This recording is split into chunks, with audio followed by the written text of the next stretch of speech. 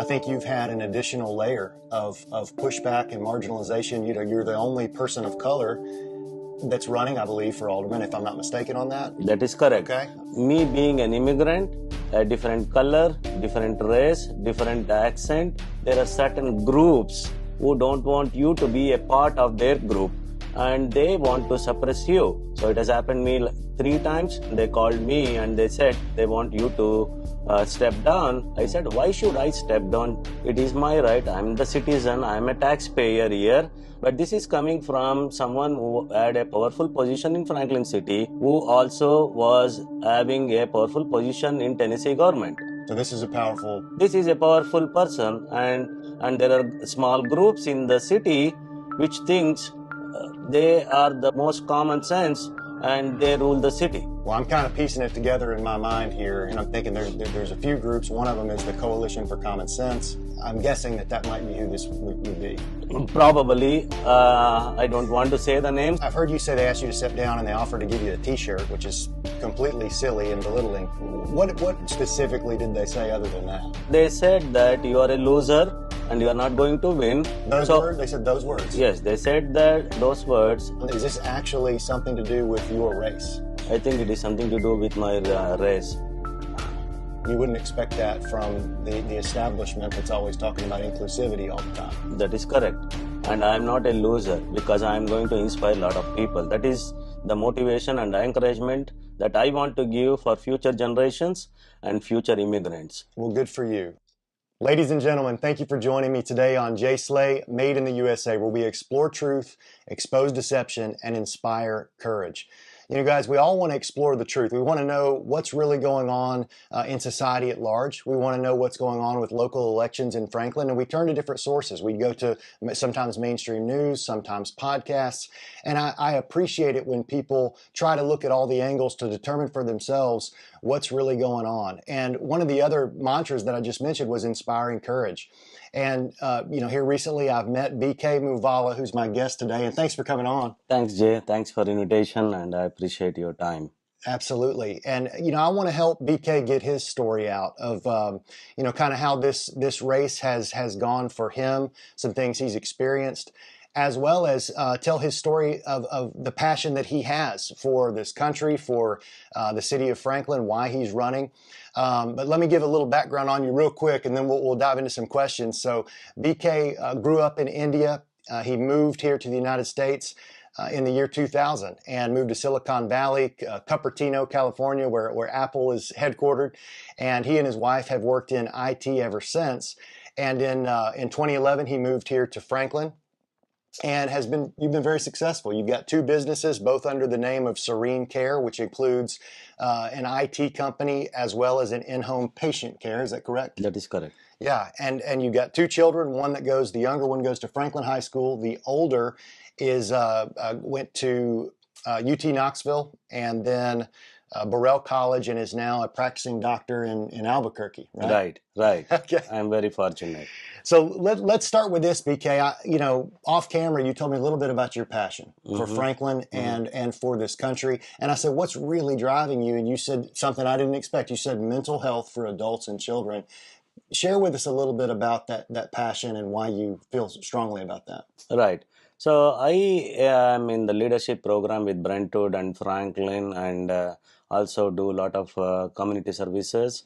I came to know that a lot of kids and adults in Williamson County, especially in Franklin and Brentwood, are undergoing a lot of mental issues and opioid addictions, and it's very challenging for them to get the treatment. So I want to work in those areas to alleviate or to reduce the problems that parents undergo and the kids undergo, and can better themselves and be a positive citizen and serve the community. That's good. You know, my wife is a teacher, and I've got 2 boys that are young. So we're looking at the trends and how things are going for kids in this country in general in terms of mental health, and it seems like it's getting worse. Yes. Why do you think that is? Because Williamson County, especially if you look at it, we are the top 5 in the income levels. The average income level in Williamson County per family is around $250,000. So the parents doesn't want to tell others that their kids are experiencing the mental health issues Due to pride, you due think? to pride, or they don't want to expose themselves, and they just want to give the money whatever the kids ask, and they don't want to get involved much into kids day to day activities. And these kids need attention, these kids need love, these kids needs care. But the parents are so busy because both the dad and mom works, and the kids are lonely, they feel lonely, and they get addicted either to the opioids or to the drugs, Or or the cell phone.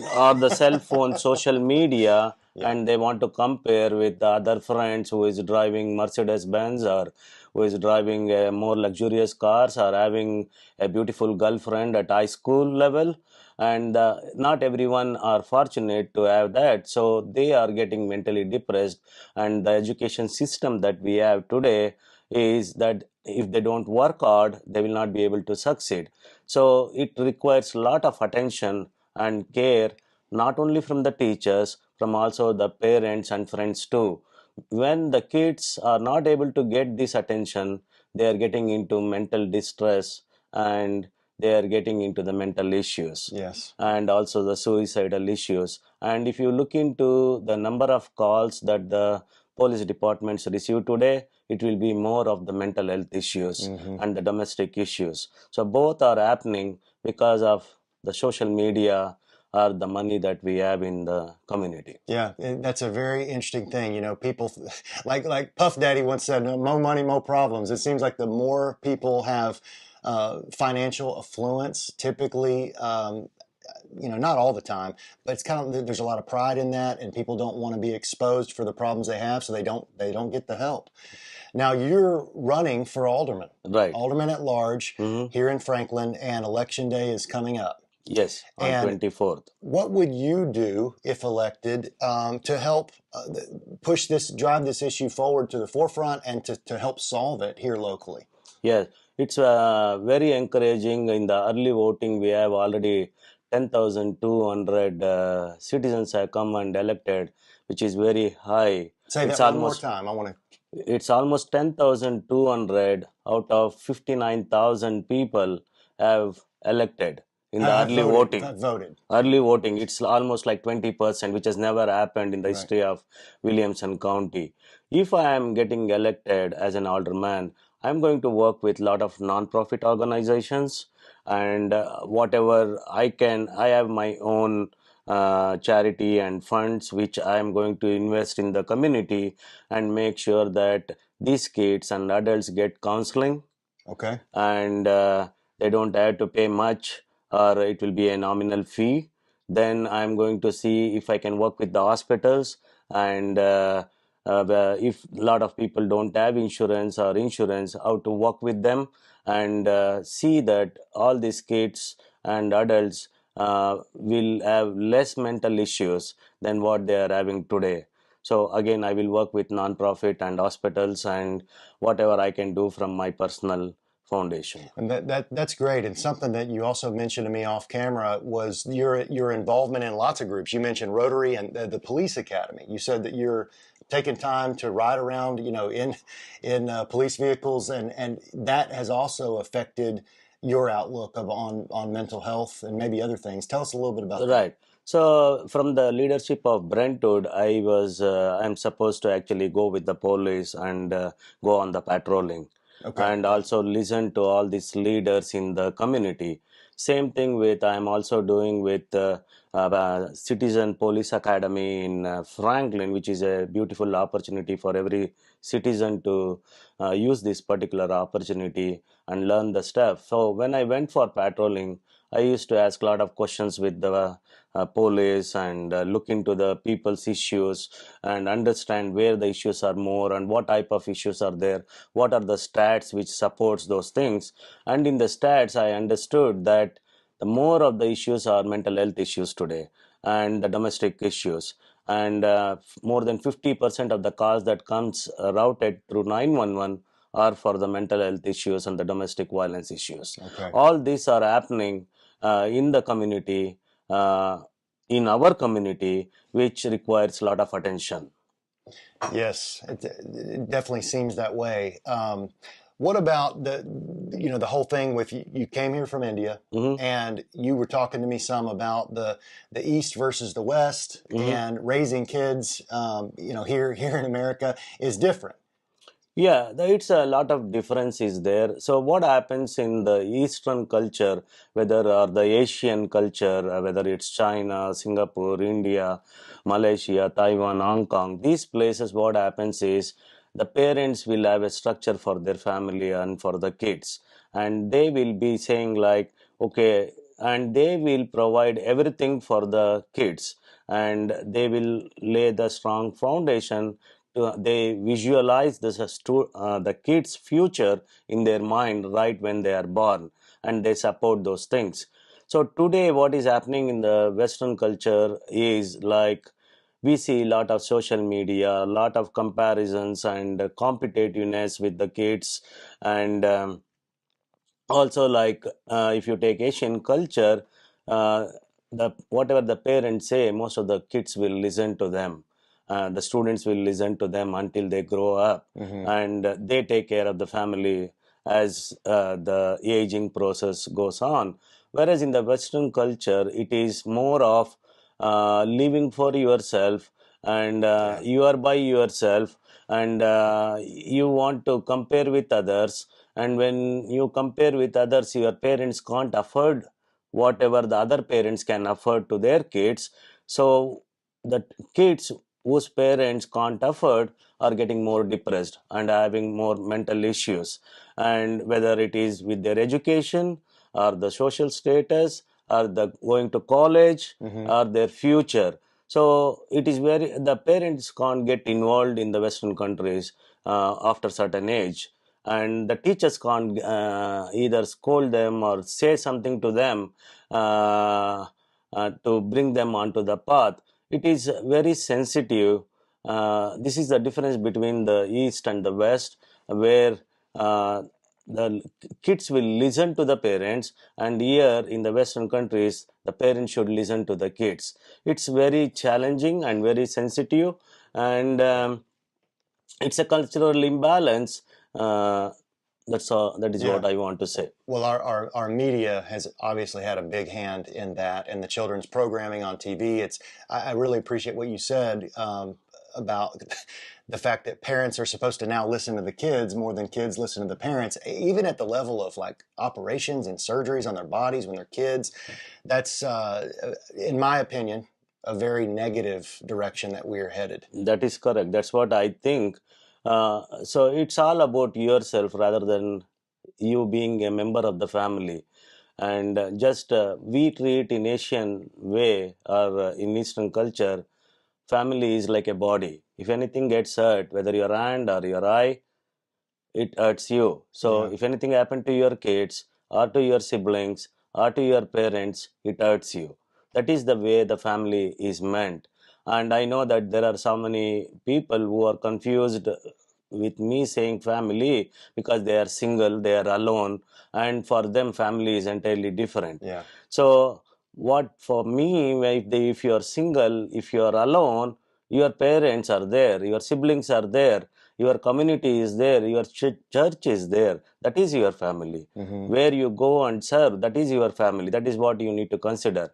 So for me, it's my kids, my siblings, my parents, the community where I work, the church, and any other organizations. It can be a Rotary or lot of organizations are there. So it's all my family. Where I live, where I in the community, I'm living in Franklin community, I'm living in Williamson County. For me, everyone living here is a Williamson family or a Franklin family. That is how I consider, and I'm a part of it. So I'm a family member.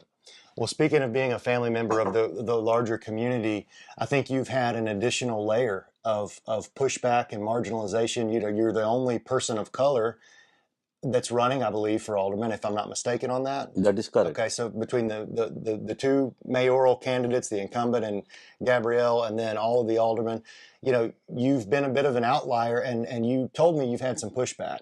Do you mind sharing a little bit about what's happened during this race? Yes, and the pushback is actually the encouragement and the inspiration that I think I am getting motivated. The first time I ran Just so again, I understand, so you're saying you're motivated by this pushback. that is correct. Okay, I like Even that. though I am being discouraged, I just don't want to give up. Like Thomas Alva Edison once said, to invent someone ridiculed him and made fun of him. You failed 10,000 times to invent the bulb or see the light. So Thomas Alva Edison said that it took 10,000 steps to come there. Yeah. So me being an immigrant, a different color, different race, different accent, and people always judge by your religion, your color, height, weight, and your accent. So I had a lot of pushbacks, and whether it in terms of my business or in terms of the political field or in the community in general. Franklin is a great community. Williamson is a great community. Everyone accepts you, but there are certain groups who don't want you to come up, who don't want you to be a part of their group, and they think that even though you have a better talent, better skill, they just want you to step down so that the people whom they like, whom they want, and they think that they can be puppets in their hands, want to rule them, and they want to suppress you. So it has happened me 3 times. First time when I ran, it happened. First time when you ran for office here. That is correct. In 2019, that happened to me. And my opponent called me and said, you need to step down. I don't want any competition, and I'm going to mentor you. And that was the first time. And I was on the speakerphone, and my son listened, and he was asking, that time he was only like 11 years, and he was asking, why will someone ask you to step down? Isn't it our individual rights? Isn't it our individual freedom? And this is a democratic country or a republic country. So why will someone ask you to step down? I said, I do not know. Yeah. So either they are afraid of me or they don't want to divide the votes. So that was in 2019. That is correct. That is correct. Then again, now when I was running and when I submitted my petition, they called me and they said, oh, they want to speak and they want you to step down, and they made the other candidate step down. I feel so bad. I heard from my friends, she was very angry. She's so depressed that people asked her to step down, and she stepped down because she thought she's not going to have anyone supporting her. But in my case, I became strong. I said, why should I step down? It is my right. I'm the citizen. I'm a taxpayer here, and I have kids going to school here. I have been working with the community, more than 10 organizations, day in and day out, and spending time for the people, for the community. Yeah, why should I step down? Right. Right. So I'm part of the Rotary. I am part of the church. I'm also in the finance committees. I'm also in the audit committees. I'm doing a lot to the community. And I do not know who he is or she is asking me to step down for their own personal desires or political desires or their business desires. It's very unfair. The Rotary teaches us, is it fair to everyone? If it is not fair to everyone, then you should not do that work. Yeah. So if it is not, because whatever they said is not fair. And I think in the community involvement, service is about thyself. That is what I learned from the Rotary. So I don't worry about anything. I dedicate myself, I dedicate my time, I have dedicated my money to this community. And I provide 2 scholarships every year to 4H Ag Center for the students. So, and I am working for different charities, philanthropies, not only in Williamson County. I work in Nashville, I work in United States, I give a lot of money back to the society, and I have taken care of orphanages in India, old homes in India, serving food in India, I have done a lot of things in the for the schools. So you can look at my resume. You can look at my photographs. It's all real. It's not fake. Yeah, well, I mean, you've probably done 10 times what the average Franklin citizen is doing as far as community involvement. So Right. more than earned the right. Now, I want to understand this, BK, because you mentioned, that you were asked even this election to step down. Yes. And that's obviously very unfair. But was this coming from one of these specific groups that you talked about that have some actual clout, or was this just somebody in the street? No, it's not if it was a street person telling me to step down, I can understand that because he's a common citizen and he may have to do more thinking and more studying about me to ask me that. But this is coming from someone who had a powerful position in Franklin City and who also was having a powerful position in Tennessee government. So people like that should not come to you when they say we are all the city is all inclusive, we like diversification, we don't do any discrimination, we want every race, every color, every accent people to step up and do something to the city, and you say that in front of other everyone, but in person you come to me and you say me step down, I will give you a t-shirt. That is very unfair. Yeah. I will make you the board member. As he is nothing to do with the board of mayors. So who is he who can tell me that he can give me a seat on the board or on a commission? So it means that someone else is playing all the activities, who is controlling the city activities here. So this is a powerful. This is a powerful person, and I think the people behind him are also powerful, and there are small groups in the city which thinks they are the most common sense and they rule the city. Okay. Well, I'm kind of piecing it together in my mind here, and I'm thinking there's a few groups. One of them is the Coalition for Common Sense. The head of that, you can look that person up. I'm guessing that might be who this would be. Yeah, I don't I don't want to say the names, but there are groups like this. It is very unfair for someone in positions or group leaders or ring leaders coming up and saying that you have no position, you don't have any stake here, or you are not eligible to run here, and you need to step down and support someone else. If that is the case, why can't they ask the other person to step down? And why can't they support me if I am a different race or a different religion or a different color or different immigrant? What specifically did that? I've heard you say they asked you to step down and they offered to give you a T-shirt, which is completely silly and belittling. But what specifically did they say other than that? So that's what they said, that you are a loser and you are not going to win. They said those words. Yes, they said that those words. I'm going to be a loser. I'm not going to win, and I told them I'm not here to win, and I'm not a loser because I'm going to inspire a lot of people. That is the motivation and the encouragement that I want to give for future generations and future immigrants. I'm not going to step down. Well, good for you. Now, somebody watching might say, okay, just to be fair, they may hear this and say, well, the problem is, BK is a little tough to understand. So that could be why, is because, people have to maybe listen a little extra close. Do you think it could be that, or is it beyond? Is this actually something to do with your race? I think it is something to do with my race. Wow. You wouldn't expect that from the establishment that's always talking about inclusivity all the time. That is correct. So they talk in front of the crowd, inclusiveness, but behind the doors, they talk to you to not to be inclusive. Well, you said a minute ago that you aren't expecting to win, but at the same time you're running. Yes.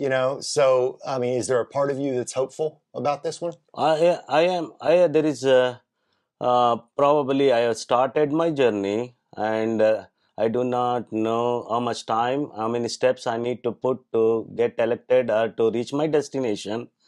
I am working. I am getting to know a lot of people. I have networked a lot of people. I have attended a lot of leadership programs. I'm getting involved in the community, and there is a possibility. Just at the end of the tunnel, there is a light. So I'm hoping for that. Yeah, well, maybe enough people will see this interview. They'll hit the polling places on. Is it next Tuesday? Yes. Next Tuesday. Yeah, the 24th. As a reminder, guys, that's the final voting day, the election day, and it shuts down. The polls close at what, 6 o'clock? 7 o'clock. 7 o'clock On the final day. I did early voting, so I don't have to worry about it. Thank you for doing that. Yeah, absolutely. I think more people should. Tell me about your opposition candidates here. You got Greg Caesar and Patrick George. Do you get along with them? Yeah, every forum and every debate, I have told that they're my friends. I like them because they are professionally highly qualified. They are equally qualified, and they are family people. They have kids. I love them, and I go well along with them. But I can positively say that I have done better than them in the community. I will continue to do even if I don't win or if I win. If I win, I will do more. If I lose, I will do better. So I invited them for the dinner to my place and to have some chai, samosa, spicy stuff. Yeah. So they have agreed. So I equally respect them. Very cool. That's good. You said a really interesting story. I found it interesting before we started the interview about your children. One of your boys, and you were talking to him about, I think, the political direction of our country or something like that. And your son and you voted for two different people. If you don't mind sharing, I'd love for you to kind of flesh out that story. Yeah, I was just telling I think this week Williamson Herald announced the candidates and why one of the event was cancelled, and in that they had mentioned that every candidate who is running, how many times they have elected Republican candidates. And in the year, I have elected like 3 times, and one time I went with a Democrat. So when you say elected, you mean you voted for Republican. Right. And one time I voted for Democratic. That is what the news has published. Right. So what my thing is like, I want my kids to know the electoral process. I want to know what is happening in the country, and you need to be fair and identify the right candidate. And sometimes it is candidacy with a particular party, or sometimes it is an individual who is trying to do good, or it's a social media that is influencing the kids. So I took my son when I went for election and voting, and he said, I don't like a particular person and I am going to do what I want to do. So he went ahead and he pressed the button for Democratic candidate. And now you might say this is a federal election, right? This is a federal election. So he voted for Biden. And yes, that came in the news. So I was telling my wife, like, whatever the family does, you can't change the past, and we need to be very careful, because the history will tell you where you are, what you are, and how you will be in the future. Say that one more time. Who will tell you that? The history will tell you what you have done in the past. You have a record. What you are doing today will be a record tomorrow. So the people will judge by what you do, how you do. That is what I was telling my wife. Okay. So then she came back and she said, it's an individual choice. It's nothing to do with the party. It is something to do with the individual. And if your son did that, that was his choice. I said, yeah, the choices can't be changed later. Right. And then you went and voted for Trump? Yes. Okay. Which might surprise some people. That is correct. Yeah. Because I have always, I believe in whatever the bread you eat, you need to earn that bread. Mm-hmm. That is the Republican concept, basically. Yeah. Right. You can't depend on, country will do something, government should do something for you. I believe strongly in you need to do something for yourself. Right. You need to get up, you need to work, and whatever you want, you can get it, but you need to work for it. Just giving something free is not the way I like it. Something to get free is not the way I like it.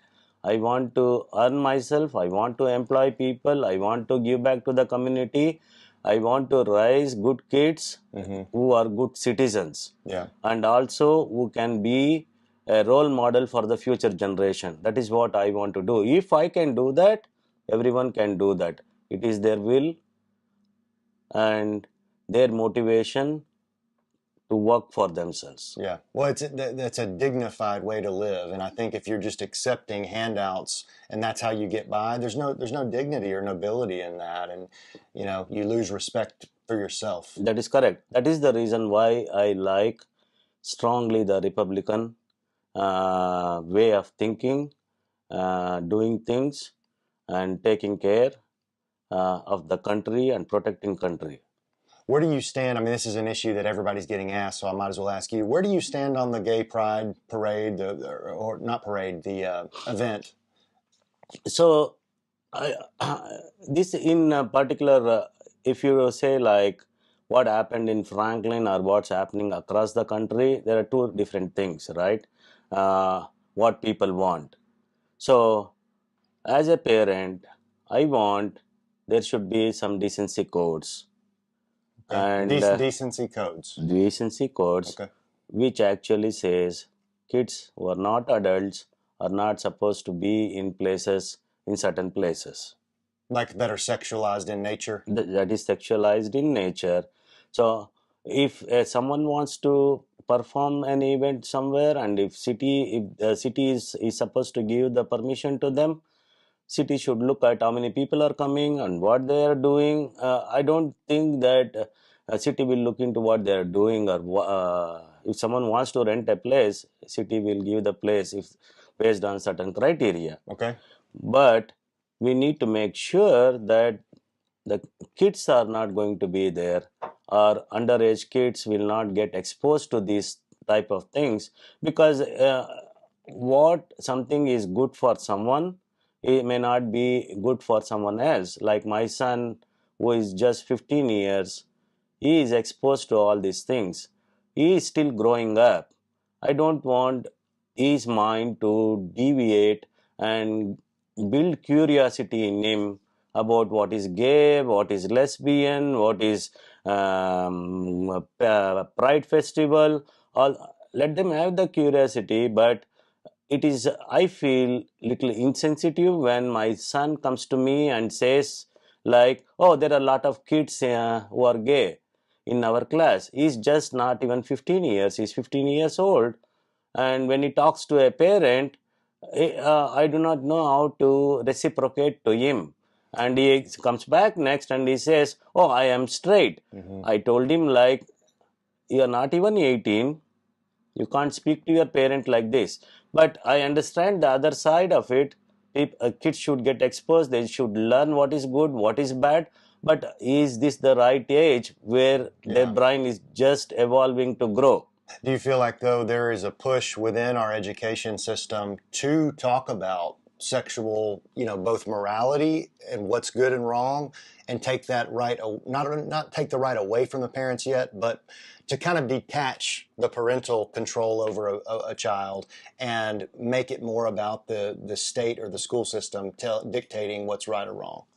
I don't think that it is good for a state or the federal government or the school system to dictate kids or the parents who is having what right, and the state or federal government to tell it. Sometimes I feel so bad that after 16 or 15 you don't have any say in what course your kids can take, or Say that again. What course, or course? A school yes, course, yeah. in the school course you don't have any right to say what they can take or what they want to do.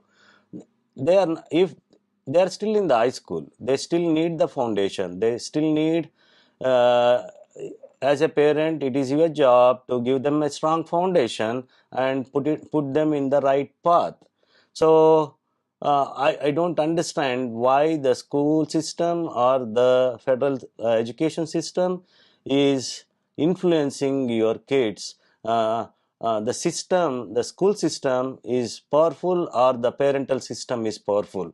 We need to think about that. Who pays for your kids? It's Good your point. parents. Good point. Yeah, that's a good point. Um, Tell me this, BK. You know, I feel personally that Franklin and Williamson County, even Tennessee, is at a bit of a crossroads on, are we going to go this way toward a brighter future? It's going to take some work. Or are we going to go the way that you're talking about the federal government is kind of going, where, you know, increased debt, more crime, you know, and they can label it whatever they want. Mm-hmm. But we really don't want our state following in the footsteps of the federal government. Give me your first. Let's start with fear. What's your biggest fear about the future of Franklin, and then tell me what your greatest hope is for the city of Franklin. So I always believe in spending less and earning more and reducing the taxes, which is and safety is very important for the city and for the country, and also the individual rights, liberty, and justice for everyone is very important. And you can't invade into someone's privacy, and you can't do certain things in the public which is supposed to be done in private. So those are the important things that I want to keep in mind. So again, let me say that we need to reduce the taxes or keep the taxes as it is, and make sure the seniors who are above certain age will not be impacted with the taxes and be a burden for them. And we should have good school system. I know we are the best in the Williamson County and in one of the best in the country, but we have a long way to go still. Okay. Because the Tennessee, if you look into the system of education, we are far below than the rest of the states in the country. Yeah. So we have a long way to go. And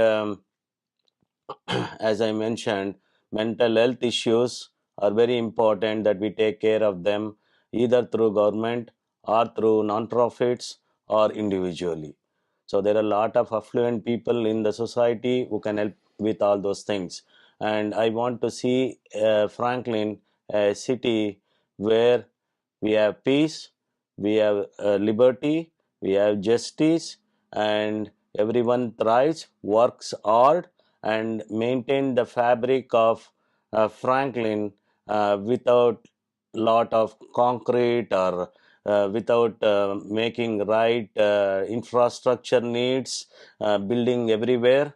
We need to give time and see based on the permissions that we are given today how the city is going to evolve. Yes. And then actually think of giving additional permissions. So if not, we have seen a lot of places. You take Michigan, what is happening today? We built more than what is needed. Right. You see China, what is happening today, if you want to see internationally. So we don't want anything like that for Franklin. We need Franklin to be a beautiful city, a prosperous city, and not much with concrete. Maintain the fabric of rolling hills and beauty and the culture and Southern way. Support all the small businesses. I know that it is important to get big businesses, but in order to get the big businesses, if the city is paying taxpayers money, what about the small businesses which is already there? Mm-hmm. You need to support the small businesses. You need to also support the employers who were there before any concessions. So it's fair. Is it fair for us to bring certain organizations and pay the taxpayers money, or to support the small businesses and other organizations? Yeah, agreed. So that is also important. So at the city level, at the state level, and also at the country level. Okay, I love that. Now, I've heard kind of three key themes. There's probably been more, but you've talked about slow, steady, moderate growth that makes sensible growth. You've talked about the value of family, mm-hmm. and allowing parents to maintain control over the way that their kids' minds are shaped while they're still children. Right. And Not control, support. support. There you go. That's a better word.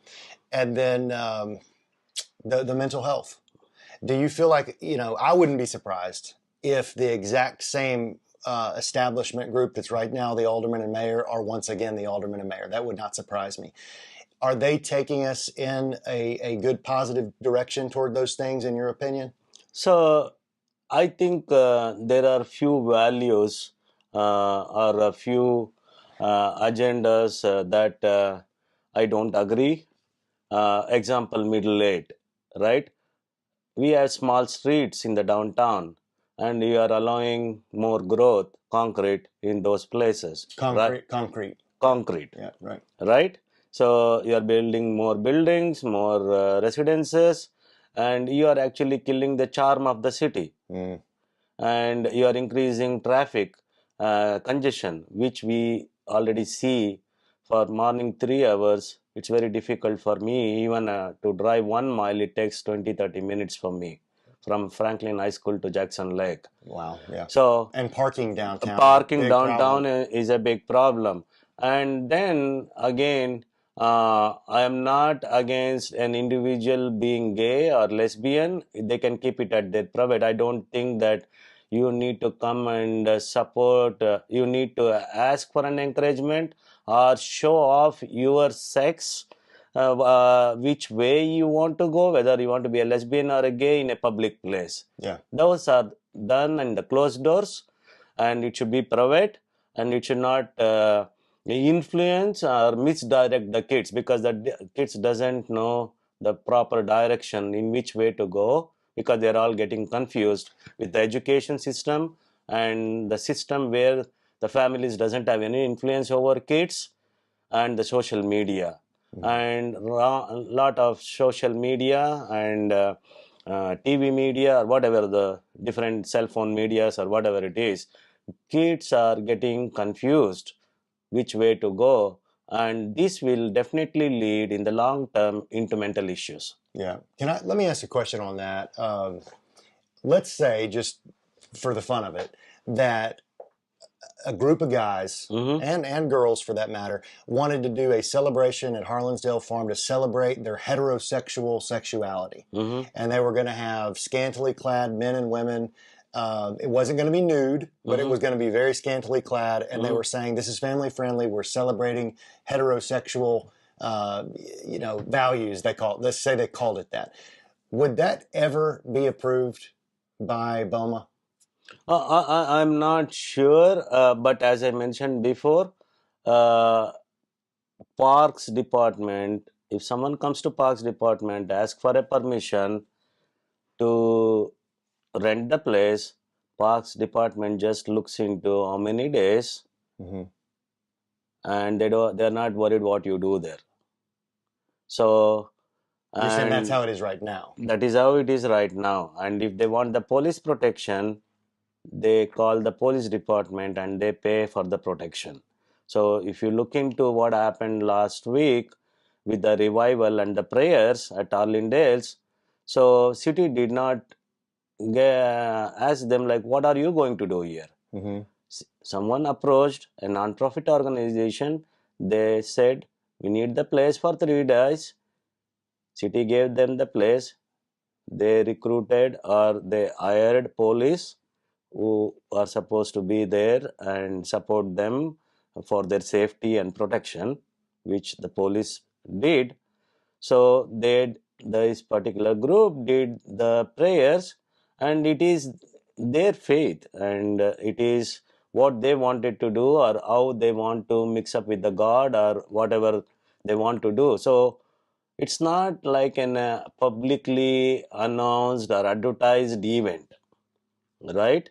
And here not many knew about it, so they were keeping it as private, but a lot of media went there, did what they need to do. So in my terms, whether whatever the question you asked me, it is the individual is having the right what they want to do, as long as they can keep it private. as they can long keep. as it is not public. Yeah, whereas Franklin Pride, they publicized the event as much as I mean, they were begging for the whole community to come, and they called it family friendly. That is correct. This is just my opinion. I think that BOMA would never approve a sexually driven heterosexual event because they would say this is sexual in nature. Right. Franklin has no business supporting that, and it's not family friendly. Right. But for some reason, if you attach LGBTQ plus to it, then all of a sudden, well, we gotta give them what they want. That is correct, because that is, if you look into thousands of years, and if you look into what is sex, and it was between a man and a woman. So now, in the recent past, in hundreds of years, it is getting changed and it is evolving in a different direction. And when you when you add a tag sex, and for the kids who are underage and who are in their teens, their mind gets diverted, it leads into confusion. So it's not only for the high school kids, even at the middle school and the lower kids, they will be more curious. Basically, you are trying to confuse kids, or the kids are getting confused. So as long as it is a private event, it should be fine. Right. Yeah, if it's kept private. Right. Yeah. All right. Well, hey, I want to give you the last word to talk to the people about this upcoming final voting day. Thank you very much, and I appreciate we already have 20% of the voters who have exercised their rights, and we look forward to beat all the records, make it like 50%. We have 59,750 eligible voters in Franklin, and I treat Franklin as my family, and I have worked a lot in Williamson County, and I will continue to work whether you support me or you don't support me, but I need your support, and I treat you as my family member. And thank you very much for watching this video, and I am very thankful to Mr. Jay Sladen and also to Mr. Gary Moore, who supported me with this. Thank you so much. Thank Really you very enjoyed much, it. Jay. Absolutely.